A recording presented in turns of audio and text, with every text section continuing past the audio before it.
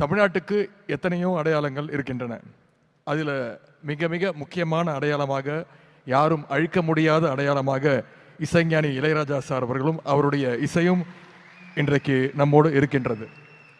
முத்தமிழர் doctor கலைஞர் அவர்கள் மீதும் நம்முடைய முதலமைச்சர் மீதும் தனியாக அவர் மீது பாசம் கொண்டவர் நம்முடைய இசைஞானி அவர்கள். ராஜா சாருடைய இசைக்கு தானும் ஒரு ரசிகர் என்ற வகையில் முத்தமிழர் கலைஞர் அவர்கள் தான் 1988ஆம் ஆண்டில் இசைஞானி என்ற பட்டத்தை நம்முடைய இசைஞானி அவர்களுக்கு கொடுத்தார். அது பற்றி கலைஞர் அவர்கள் ஒரு சில ஆண்டுகளுக்கு முன்பு எழுதியிருந்தார்.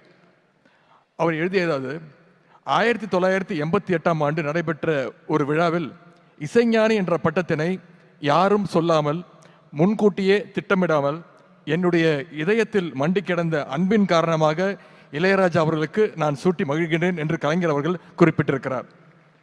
அப்படிப்பட்ட இசைஞானி இளையராஜா அவர்களுக்கு இன்றைக்கு பாராட்டு விழா எடுத்து நாம் கொண்டாடி கொண்டிருக்கிறோம். நம்ம எல்லாரும் வெவ்வேறு தாயினுடைய வயிற்றில் பிறந்திருந்தாலும் நம்ம எல்லாரையும் தாளாட்டி கொண்டிருக்கிற இசைத்தாய் தான் நம்முடைய இளையராஜா அவர்கள். அவருடைய பாடல் இல்லாம எந்த குழந்தைக்கும் தாளாட்டு இல்லை. அவருடைய பாடல் இல்லாம இளமையில துள்ளல் இல்லை. அவருடைய பாடல் இல்லாம நம்ம அத்தனை பேருக்கும் காதல் இல்லை. வயல்வெளி, டீக்கடை, திருவிழா, திருமணம், ஆட்டோ, பஸ், இப்படி எல்லா இடத்துலையும் நிறைஞ்சிருக்கக்கூடிய ஒரே இசைஞானி நம்முடைய இளையராஜா அவர்கள். இசையமைப்பாளர் என்பதை தாண்டியும் இசை மருத்துவர்னு சொல்ற அளவுக்கு அத்தனை பேருக்கும் இசைஞானி இளையராஜா அவர்கள் தான் பெஸ்ட் ஸ்ட்ரெஸ் ரிலீஃபர் அண்ட் கம்பெனியன்.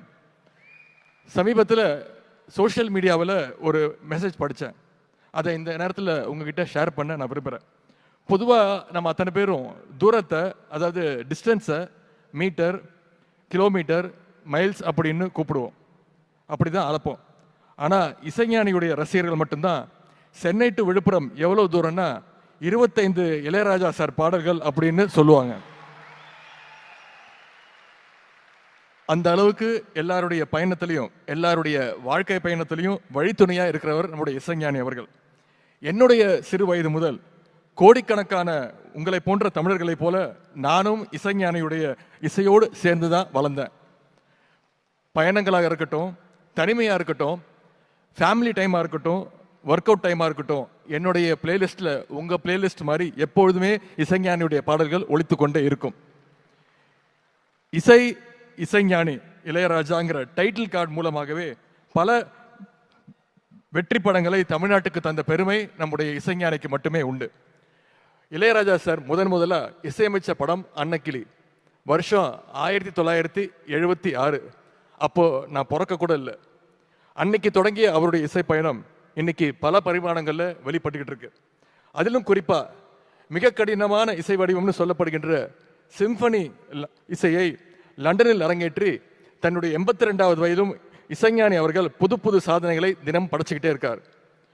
எப்படி ஒருத்தர் சுறுசுறுப்பா, டிசிப்ளின்டா, அதே நேரத்தில் கிரியேட்டிவா இருக்கணும் அப்படிங்கிறதுக்கு நாம அத்தனை பேருக்கும் ஒரு எக்ஸாம்பிளா இருக்கக்கூடியவர் தான் நம்முடைய இசைஞானி அவர்கள். லண்டன்ல அரங்கேற்றப்பட்ட இசைஞானியுடைய சிம்பனியை நேரில் கேட்டு ரசிக்க முடியலன்னு உங்கள பல பேருக்கு அந்த வருத்தம் இருந்திருக்கும். அதே வருத்தம் இன்னைக்கு வரைக்கும் எனக்கும் இருந்தது. அந்த ஏக்கத்தை நம்முடைய முதலமைச்சர் அவர்கள், நம்முடைய அரசு இன்னைக்கு நம்ம அத்தனை பேருக்கும் செஞ்சு காட்டியிருக்கு. அதுவும் மிகப்பெரிய ஒரு பாராட்டு விழாவோட இன்னைக்கு இந்த சிம்பனி இசை விழாவும் நடந்திருக்கு. இது இசைஞானி அவருக்கு மட்டும் பெருமை இல்லை, ஒட்டுமொத்த தமிழ்நாட்டுக்கும், ஒட்டுமொத்த ஒவ்வொரு தமிழனுக்கும் இந்த பெருமை.